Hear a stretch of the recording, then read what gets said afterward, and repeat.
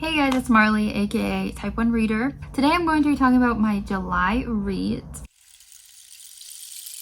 A bit of a different setting here. Hopefully the lighting's okay. Filming in my bedroom instead of in front of my bookshelf like I normally do. But yeah, let's get into the stats and kind of the overview of my reading month this month. I definitely feel like it was not my best reading month. It very much might have been my worst reading month in terms of the amount that I read. If you guys didn't catch my video, I think it was last week I posted it. I tried to read some of the longest books on my TBR, and doing that obviously slowed down my reading a bit because I was reading longer books. But anyway, let's get into the overview as always. So I read a total of 6 books, so that is my lowest for the year so far in terms of monthly reading. That amounted to about 2,547 pages. My average rating was 3.7, so not terrible in terms of rating. Books acquired was 3, so that's not too crazy. I know one month I acquired 10 in the month, so 3 is decent. In terms of genre, I read 2 fantasy and 2 contemporary, and then 1 romance and 1 nonfiction. Who am I? We have another nonfiction, so that's 2 that I've read for the whole year. In terms of format,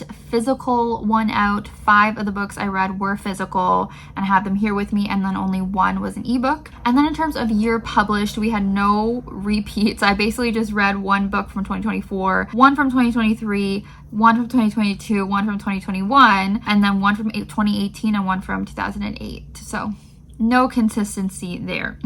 Okay, so then we can get into the specific book reviews. First of all, I wanted to start with the nonfiction that I read. I actually decided not to rate it on Goodreads. I know a lot of people, or some people, don't rate nonfiction for different reasons. I feel like I don't read enough of it that I kind of struggle in what to rate it. And I kind of agree with certain people where it feels weird to like put a number and like rate someone's story if it is a memoir type of book. So the nonfiction book that I read this month is called The Last Lecture by Randy Pausch, I think is you say it. He was a professor at Carnegie Mellon. I picked this one in my TBR challenge for the month. I forget why. I forget what prompt this was for. But basically, this book was lent to me by someone who recommended it, obviously. It is about this man, Randy Pausch. When he found out that he was dying of cancer, I think he was in his 40s. And he had some really young kids, like 3 kids that were all under the age of 6 or something. He decided to do this last lecture, which is common, I think, for professors to do, where they just do this last lecture for their career. But it truly was his last lecture ever because he knew that he probably only had a couple months to live, and he wanted to do this last lecture mainly for his kids so they had something to remember him by, and also to share his life experiences with like everyone as well. So he did this last lecture, and then as a follow-up did this book with the help of Jeffrey Zaslow. So essentially it's just Randy telling us about his life and offering kind of his advice and such. Sounds like it could be a really amazing book. I don't want to be a hater on this man. He obviously has passed away by this point, but I just kind of was expecting more from it. Part of why I didn't rate it is because like it wouldn't have been a 5-star, like it wouldn't have been an amazing rating. I think this guy sounds like a nice man and he lived an interesting life, but I think it was just hearing about him kind of bragging in a way about all of his successes that he's had, giving some advice here and there and everything, but like I saw some comments on it and like a lot of it comes from a kind of a privileged place, and he acknowledges some of that in this book, but I don't know, I wanted it to like be a little bit more inspiring, I guess, and it just kind of felt like him talking about how all these things worked out for him and how he achieved all of these dreams in his life. So not the perfect book for me. It didn't overly connect with me as much as I hoped it would.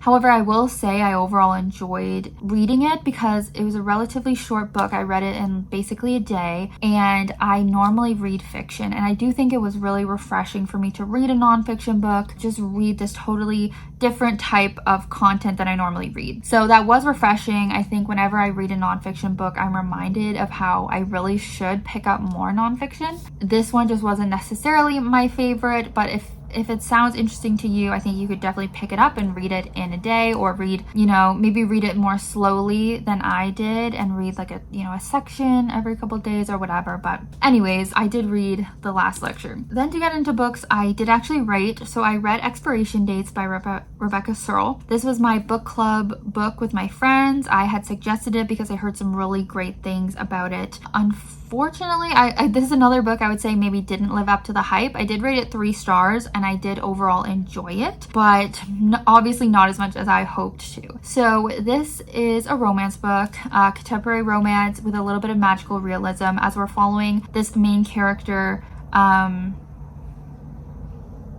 Daphne. Yep, that's her name. Daphne. And basically, since she was young, whenever she would date someone, she would just get this piece of paper. Like this piece of paper would randomly show up in front of her, and it would say the name of the person she was going to date and then an amount of time. And that basically was how much time they were going to be together.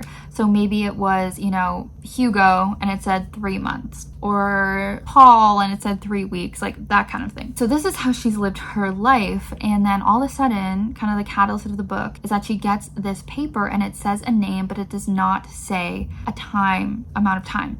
So she's thinking, is this finally my forever match? Is that why there's no expiration date listed? So we're exploring that concept. This was also a very short book. I think I read it in 1 or 2 days, 1 or 2 sittings basically. So if you want a quick read, this is it. It kept reminding me of One True Loves by Taylor Jenkins Reid. It almost, because there is, I don't want to spoil, there is multiple love interests, right? Like that book. The writing was very simple and direct. So my biggest issue honestly was the writing. There were certain choices made where she would put details in, and I'm like, why are you putting that detail in when it's already such a short book? You could have fleshed out other parts. And then it just surprised me a little bit with certain things that happened. I didn't love some of the choices the main character made, but I did overall like the couple, kind of the main couple of the book. I kind of like the themes that it explored, but I feel like just with the hype I had heard about it, I did want it to be a little bit better. But this is my first Rebecca Serle. I'm kind of interested to read her other books because I do like when authors add this kind of magical realism element in, like romance authors like Casey McQuiston always does too. So I do think that's kind of an interesting way to write romances, or Ashley Poston has been doing it, right? All right, another book I read this month was The Iron Raven by Julie Kagawa. So this is a young adult fantasy book. It is a sequel series to The Iron Fae. I'm not sure if you guys read these books back in the day, but it was, so the Iron Fae had the Iron King, the Iron Daughter, the Iron Queen, all of those kind of books. So I read those back in high school and really enjoyed them. Then there was another sequel series about the main character's brother from that one. And then this is another sequel series now called Iron Fae Evenfall. And we're following another character from that main series. So maybe I'll just touch on what the main series was about before getting into this one. Basically, the original Iron Fae series is about this girl, Megan, who seems to be, a normal human girl, and she gets dragged into the fairy world, the world of Fae. It's kind of like a quest book and kind of, I guess, maybe a bit of a chosen one type of thing. This girl getting wrapped up in the fairy world. And we follow her whole story. The next series is about her brother, and then this series is about Robin Goodfellow. So if you know Shakespeare and if you know A Midsummer Night's Dream, there are obviously certain iconic fairy characters. Sorry, I'm not even holding this up. There are certain iconic fairy characters like Robin Goodfellow, Tatiana, King Oberon. So those characters appear in this series.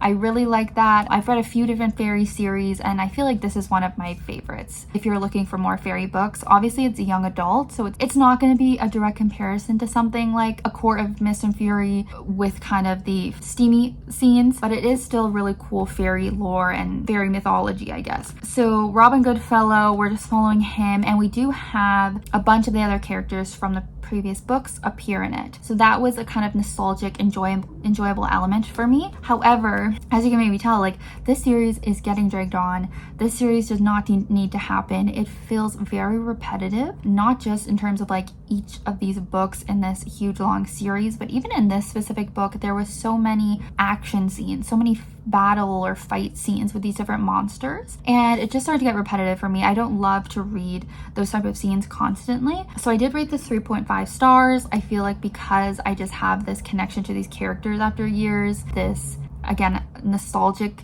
element, it made me enjoy this, but I'm kind of over this. Like, I kind of wish he wasn't just continuing this series. That being said, there are more books to come, so as I read them, I will let you know. And my blood sugar is low, so I'm gonna go grab a juice.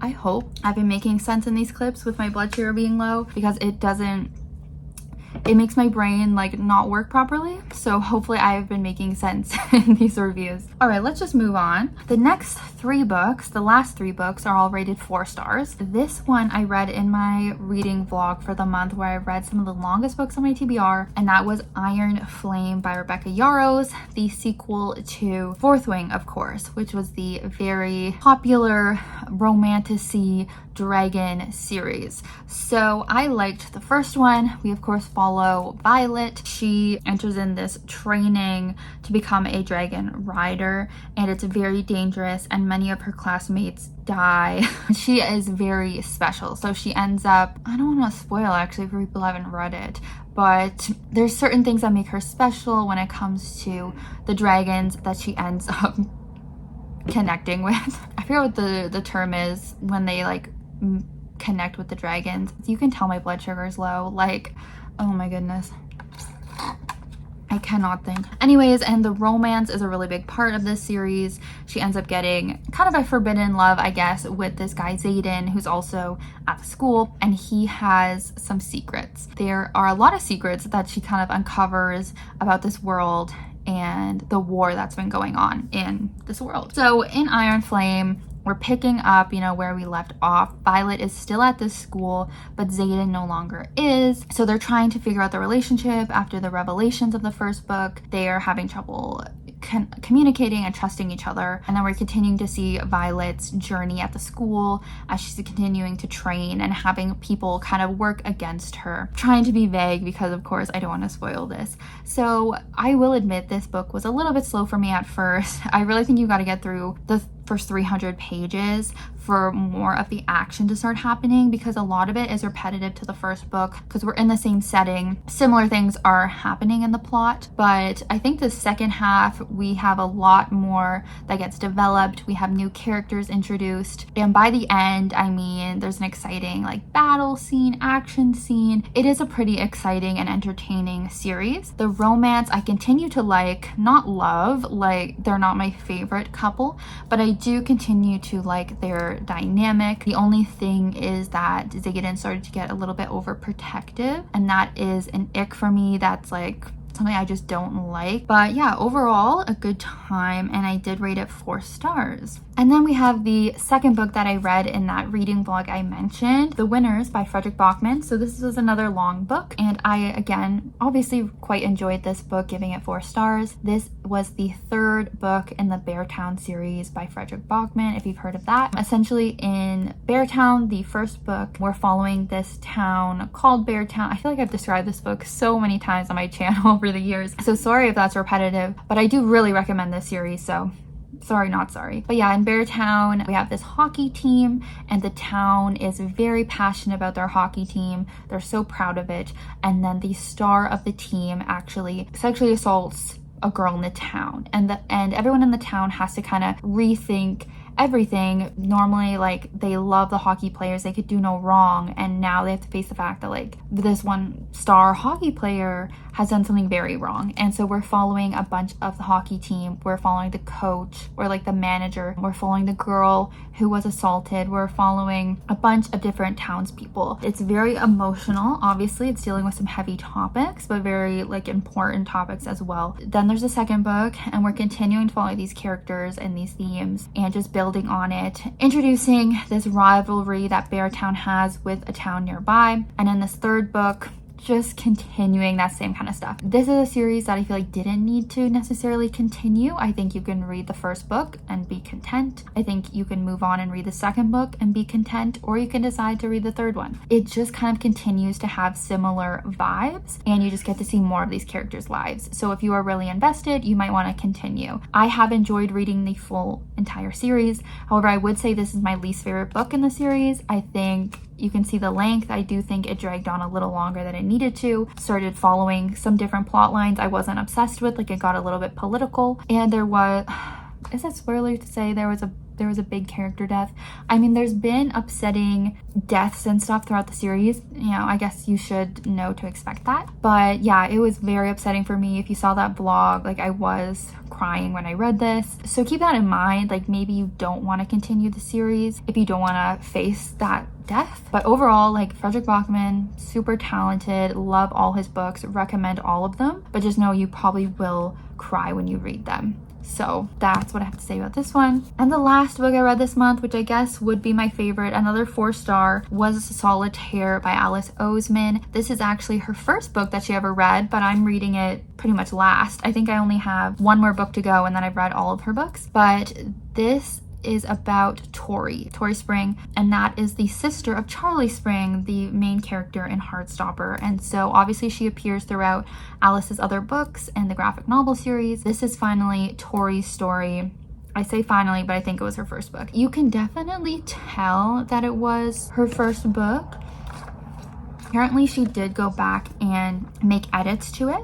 There's a little author's note at the front. She kind of changed some things because it could be a very triggering book, and then she also just changed it to like fit more with the rest of the series. Tori is like a very kind of emo Tumblr girl. I think that's what I said in my Goodreads review. Like if you grew up in the same time as me, I think me and Alice Oseman are like the same age, or we grew up in the same time, being on Tumblr at the same time, like it's definitely giving that like depressed teenager obsessed with Tumblr and blogging on Tumblr. And so I could see maybe that being irritating for some people to read about, but for me it just kind of brought me back to that time when I was doing that, right? Like I was a little angsty teen always on Tumblr, and that's what Tori's giving. And then there's this little kind of mystery going on where there's this like figure, a mysterious figure called Solitaire, and they are like pulling pranks on the school and stuff like that. So that was a little extra element I wasn't expecting. We have that going on, and then we have Tori kind of exploring some different friendships, some different relationships she's starting to have with some boys in her class, in particular this boy named Michael. There is some romantic elements to that. I really liked their relationship and thought it was cute, and I just love Alice Oseman's writing. As I've said time and time again, I really connect with it. I can tell she's from my same generation, like we just get each other. I'm a big fan of her content. I feel like it's very much more unique than a lot of the other YA stuff out there. I think because she's relatively still young and wrote these books when she was still a teen. I think she was still a teen when she wrote this. Like you can tell it's way more authentic to the teen experience than some young adult books you pick up and you're like, this is clearly a 4-year-old trying to write a teenager. So I really appreciate that, and if you're looking for that type of content, then I would recommend this. And yeah, I'm just glad that I'm continuing to catch up on all of her books. So that is my wrap up for July. Definitely leave me a comment below if you have any thoughts on these books. My last couple of videos have been flopping, so definitely be sure to engage with this video and leave me a comment, and hopefully my blood sugar goes up. Anyways, yeah, thanks for watching. Hope you have a great rest of your day. Follow me on Instagram or Goodreads or Storygraph to see more reading updates, and I'll catch you guys in my next video very soon. Bye.